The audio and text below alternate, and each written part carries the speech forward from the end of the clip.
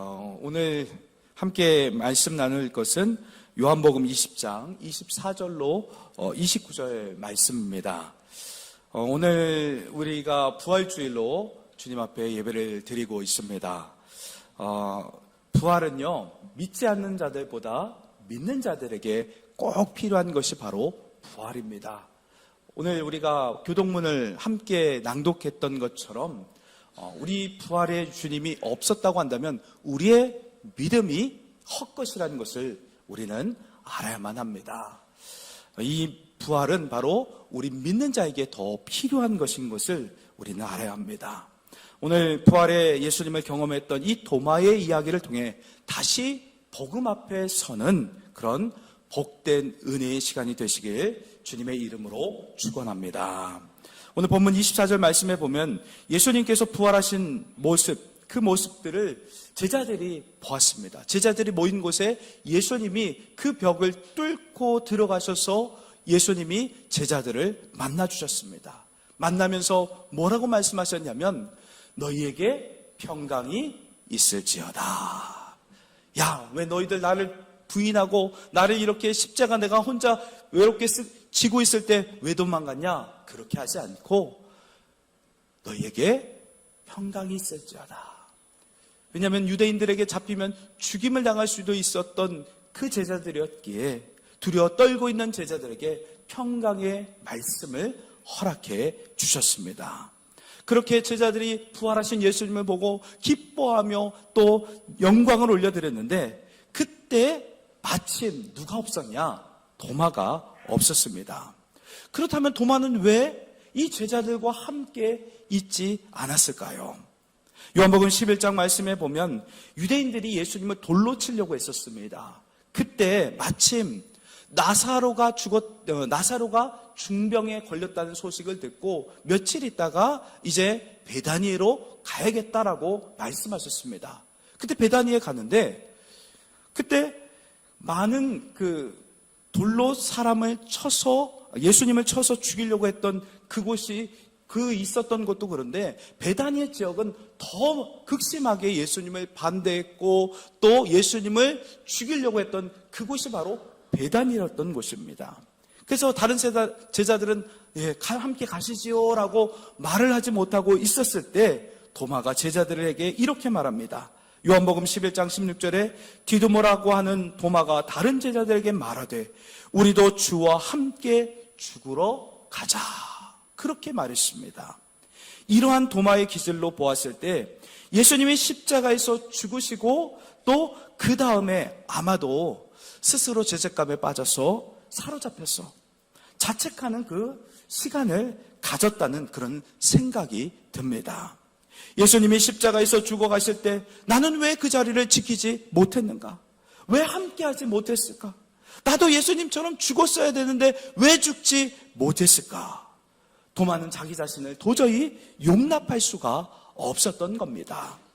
3년 동안 나름대로 모든 것들을 다 버리고 최선을 다해서 예수님을 쫓으며 그렇게 따라다녔는데 힘없이 십자가에 못 박혀 죽어가시는 그 예수님의 모습을 보니 인간인지라 도마도 인간인지라 밀려오는 두려움 때문에 그 자리를 피하고 말았던 겁니다. 예수님께서 죽으신 후 제자들이 모인 자리에 가려고 하니까 선뜻 자신이 용납되지 않았던 거예요. 예수님께서 죽으실 때 예수님을 변호하지 못하고 또 울어보지도 못하고 내가 어떻게 제자들과 함께 그곳에 있겠냐라는 그런 생각을 가졌을 겁니다. 도마는 비관주의에 빠져서 혼자서 울 수밖에 없었습니다. 도마가 제자들과 함께 있지 못한 것은 또 우리가 이렇게 충분히 이해할 수 있겠지만 하필이면 또 그때 주님은 제자들에게 찾아오셨기에 도마의 입장에서는 큰 손해를 보았던 겁니다. 어떤 목사님이요, 이제까지 태어나서 자기는 주일 성소를 한 번도 빠지지 않았다라고 합니다. 그 이유를 물어봤더니 내가 예배를 빠졌을 때 그때 재림에 예수님이 오시면 그럼 어떡하냐 이거죠. 그래서 주님이 오실까봐 겁나서 그래도 예배 시간에 이렇게 예배를 드리면서 들림을 받는 게 영광스럽게 들림을 받는 것이기 때문에 그래서 주일 성소를 한 번도 빠지지 않았다는 겁니다. 그리고 또 빠지지 않았던 이유가 뭐냐면 1시간 예배를 빠졌을 때 그때 마침 성령의 불이 막 강력하게 임해가지고 그 자리 가운데 성령의 역사들이 막 일어날 때 그때 자기가 빠지면 도마처럼 억울한 그런 일들이 일어날까봐 한 번도 빠지지 않고 예배의 자리를 그렇게 지켰다라고 합니다. 우스운 이야기일 수 있지만 여러분, 우리가 은혜의 자리에 있지 못하면 주님께서도 마지막 때가 되면 모이기에 힘쓰라라고 말씀하셨고 사도 바울도 그렇게 말씀했습니다. 모이기에 힘쓰는 그 자리에 가지 못하면 정말 주님의 역사가 일어난 그 현장에 그 은혜를 받아야 되는데 받지 못하는 그런 일들이 종종 있게 되는 것이죠. 그러기에 여러분, 예배의 자리를 사모하시기 바랍니다. 도마는 제자들이 모인 자리에 없었기에 부활하신 예수님을 만나지 못했습니다. 다른 제자들은 부활하신 예수님을 만나고 기쁨을 누렸는데 도마만 부활의 기쁨을 누리지 못했던 겁니다. 제자들과 함께 부활의 예수님을 만나지 못해서 도마의 마음은 더 괴로웠습니다. 그러나 예수님은 도마를 포기하지 않으셨습니다. 예수님이 십자가에서 죽으신 후 도마는 마음이 괴롭고 힘들어서 제자들과 함께 같이 있지는 못했지만 어느 정도 마음을 추스리고 나서 제자들이 모인 곳으로 가게 되었습니다. 그런데 그곳에 갔더니 제자들이 도마를 반기면서 예수님이 다시 살아났다는 그 이야기를 듣습니다. 예수님을 따라다녔던 보통의 사람들 같다면 함께 예수님 살아나셨어, 와 예수님 살아나셨어 하면서 박수치면서 할렐루야 아멘이라고 할 텐데 도마는 기질상 예수님이 살아났다는 그 소식을 듣고도 그냥 그 자리에서 마냥 기뻐할 수가 없었습니다.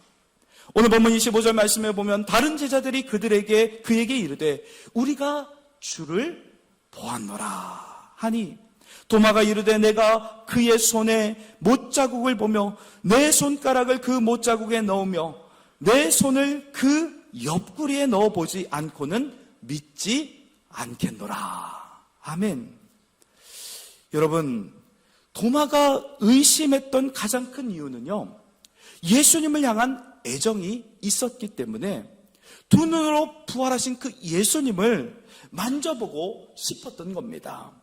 왜냐하면 도마는요, 자신의 잘못을 이미 깊이 뉘우쳤고 또 부활하신 예수님을 다른 제자들처럼 또한 보고 싶은 마음이 간절했던 겁니다. 예수님이 부활하시고 가장 먼저 가시기로 했던, 약속하셨던 곳이 어디입니까? 갈릴리 아닙니까? 내가 너희보다 먼저 갈릴리에 가 있으리라고 말씀하셨는데, 그런데 부활하고 나서 갈릴리로 가지 못했습니다. 그것도 며칠 동안요? 8일 동안 가지 못했습니다. 8일이 지났는데도 예수님은 갈릴리를 가지 못했습니다. 왜 그렇게 가지 못했을까요? 그것은 도마 한 사람 때문이었습니다. 우리가 의심할 때 예수님은요, 책망하거나 또 야단칠 것 같지만 예수님은요, 이렇게 도마처럼 순수한 동기를 가지고 의심하는 것에 대해서 도마 같은 그런 의심을 가진 자들도 만나주시는 분이 우리 예수님이십니다.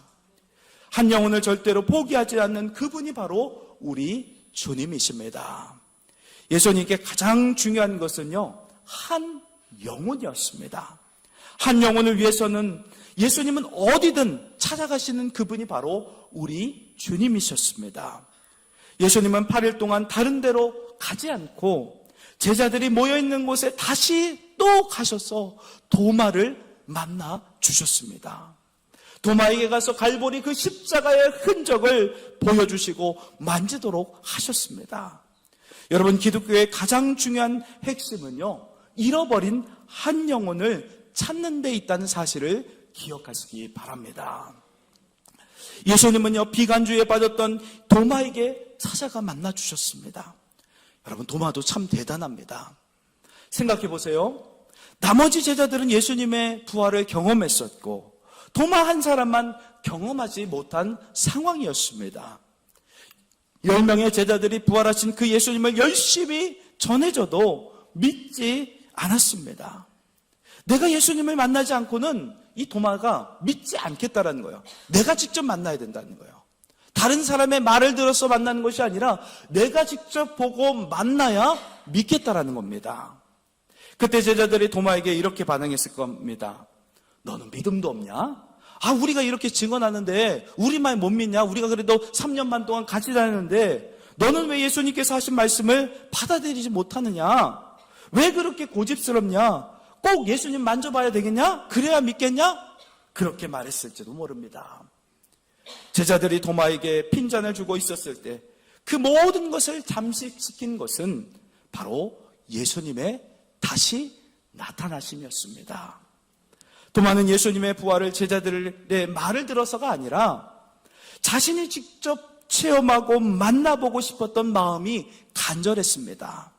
그래서 자기 뜻을 굽히지 않았습니다. 그때 예수님은 도마에게 나타나 자기 자신을 보여주셨습니다. 그리고 예수님은 도마의 눈높이에 맞춰서 갈보리 그 십자가의 흔적을 경험하도록 하셨습니다. 예수님은 도마의 눈높이에 맞춰서 너의 손을 가져다가 내 손과 옆구리 한번 찔러 넣어봐라. 그렇게 명령하셨습니다.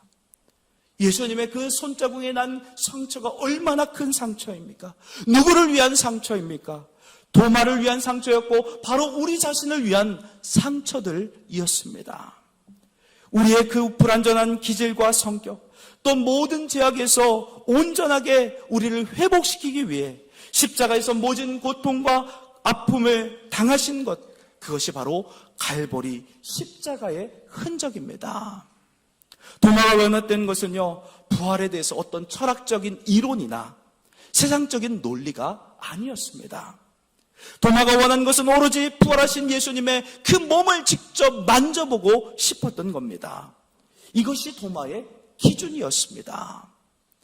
다른 제자들은 도마를 향해 손가락질하고 삿대질할 수 있었을지 모르지만 예수님은 도마에게 어떤 비난도 하지 않으시고 그에게 직접 만나주셔서 그의 눈높이에 맞춰주셔서 직접 십자가에 못 박힌 양손과 옆구리를 만져보라고 말씀하셨습니다. 예수님은 십자가 그 흔적을 도마에게 보여주신 후 이렇게 말씀하셨습니다. 자, 이제 내가 만져봤으니까 더 이상 믿음 없는 자가 되지 말고 믿는 자가 되라. 이 말인 즉슨 이제 만져보고 경험해봤으니까 믿는 자가 돼서 체험적인 그 믿음과 신앙을 가지고 세상을 향해 나가서 부활의 증인으로 살아가라고 명령하신 것입니다. 이렇게 도마가 예수님의 장자국과 못자국을 만지고 나서야 어떻게 했을까요? 아마도 도마는 그 자리에서 넙죽 엎드려서 한없이 울었을 겁니다. 왜냐하면 너무 감격스러워서 울었을 것이고 또 한편으로는 의심하며 연약한 그 자기의 모습을 또 보며 울었을 겁니다. 주님, 제가 이 믿음이 없는 자였습니다. 그러나 주님 제 마음 아시죠?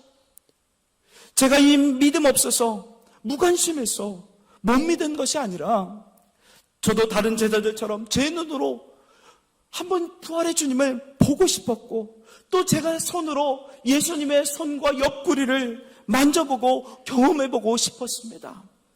그런 저를 외면하지 않고 직접 찾아오셔서 제 눈높이에 맞춰주셔서 만나주시니 너무나 감사합니다. 그런 도마의 마음, 그 심정을 가지고 도마는 기쁨과 감격으로 하염없이 예수님 앞에서 펑펑 울었을 겁니다. 부활하신 주님을 향해 도마는 오늘 본문 28절에 이렇게 고백합니다. 나의 주님이시오 나의 하나님이십니다. 나의 주님이시오 나의 하나님이십니다. 이 말은요, 당신처럼 죽고 살아날 힘과 능력을 가진 분은 오직 하나님밖에 없습니다. 당신은 나의 생명의 주인이시고 구원자이시고 나의 하나님이십니다. 위대한 믿음의 고백을 주님께 올려드렸던 겁니다. 이처럼 놀라운 믿음의 고백이 도마의 입술을 통해서 흘러나왔습니다.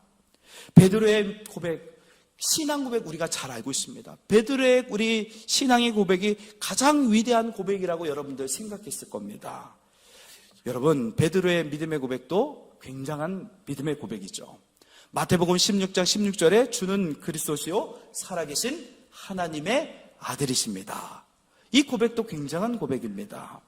그런데 이 베드로의 고백은 어디의 고백이었냐면, 어디까지의 고백이었냐면 아직 부활하신 예수님을 경험하지 못했을 때의 고백이었습니다.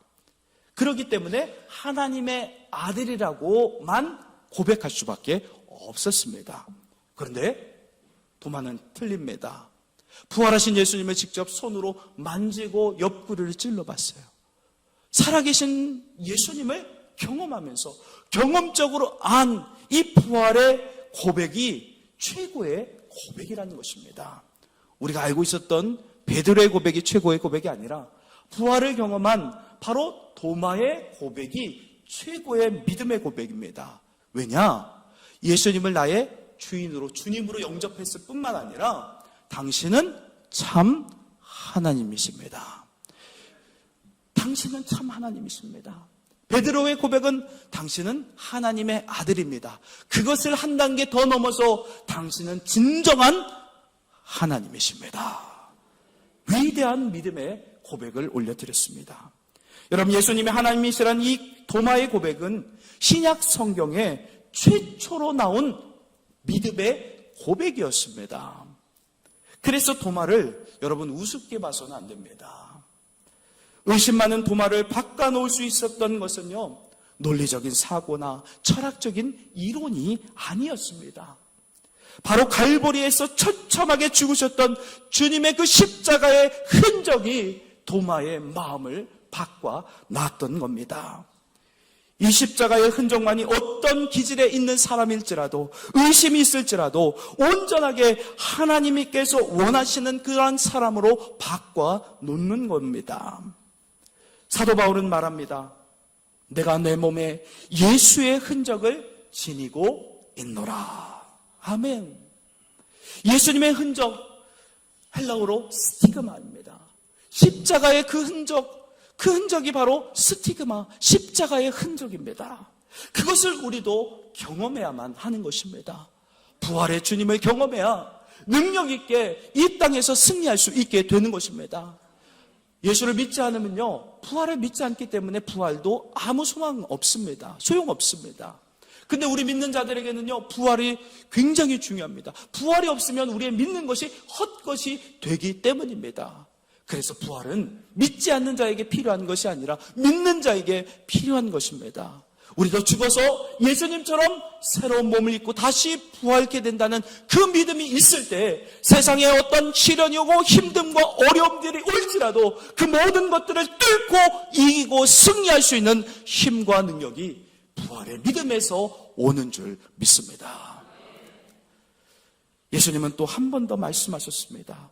오늘 본문 29절에서 예수께서 이르시되 너는 나를 본고로 믿느냐? 보지 못하고 믿는 자들은 복되도다 하시니라. 아멘. 여러분, 이 말씀을 오해해서는 안 됩니다.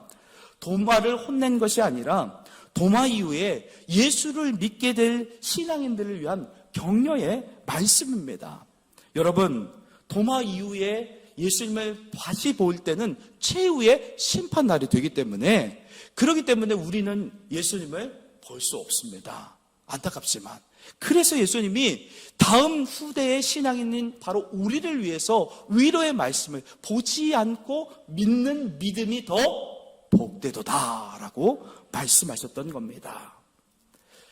성경 말씀을 통해서 우리는 어떻게 부활의 예수님을 경험하고 있습니까? 직접 보지는 못하지만 성령님을 우리에게 보내주셔서 성령을 통해서 예수를 믿게 하시고 부활의 그 예수님이 진정으로 살아나셨다는 것을 우리가 깨닫고 믿어지는 것 그 자체가 바로 부활의 예수님이 함께 하시는 증거고 성령께서 함께 하시는 증거이기도 합니다. 그래서 우리가 성경 말씀을 통해서 간접적으로 부활의 예수님을 경험할 수 있고 또 성령의 체험으로 간접적으로 예수님의 부활을 경험할 수 있게 하셨다는 겁니다. 그 말씀이 바로 오늘 주님께서 말씀하신 보지 않고 믿는 믿음이 더 복되도다라고 말씀하셨던 겁니다. 예수님을 보지 않고도 예수님의 죽으심과 부활을 확신할 수 있다고 한다면 우리는 도마보다도 더 복된 믿음의 사람인 것을 믿으시기 바랍니다. 사랑하는 성도 여러분, 말씀을 마무리하겠습니다. 하나님의 말씀에 대해 순수한 동기에 의심이 있다면 여러분 그 의심을 가지고 도마처럼 예수님께로 나가고 예수님께 물어보시기 바랍니다. 그러면 우리 주님은요, 성령의 음성으로 대답해 주십니다. 성경을 통해서 깨달음을 주시고 또 말씀을 주시고 감동을 주시고 눈물을 주시고 놀라운 역사를 우리에게 부어주십니다. 도마에게 부활하신 예수님께서 나타나셨던 것처럼 육신의 모습으로 우리 예수님께서 우리에게 현현하시고 나타나실 수는 없지만 성경 말씀과 처한 그런 모든 상황들을 통해 환경을 통해서 우리에게 응답하시는 그 예수님이 바로 우리 예수님이십니다. 여러분, 우리 안에 있는 의심과 여러 가지 생각들을 주님 앞에 다 내려놓으시기 바랍니다. 우리 예수님은 꾸짖는 분이 아니십니다. 예수님은 여러분들에게 사랑을 나타내시길 원하십니다. 부활하신 예수님은 여러분을 만나주길 원하십니다. 주님, 저도 도마처럼 부활하신 주님을 더 깊이 만나고 경험하길 원합니다. 다시 복음 앞에 주님 서야겠습니다. 주님, 저에게도 나타나 주시옵소서. 저에게도 좀 보여주시옵소서. 이렇게 기도하며 부활의 주님을 모두가 경험하는 행복한 부활주일이 되시길 예수님의 이름으로 축원합니다.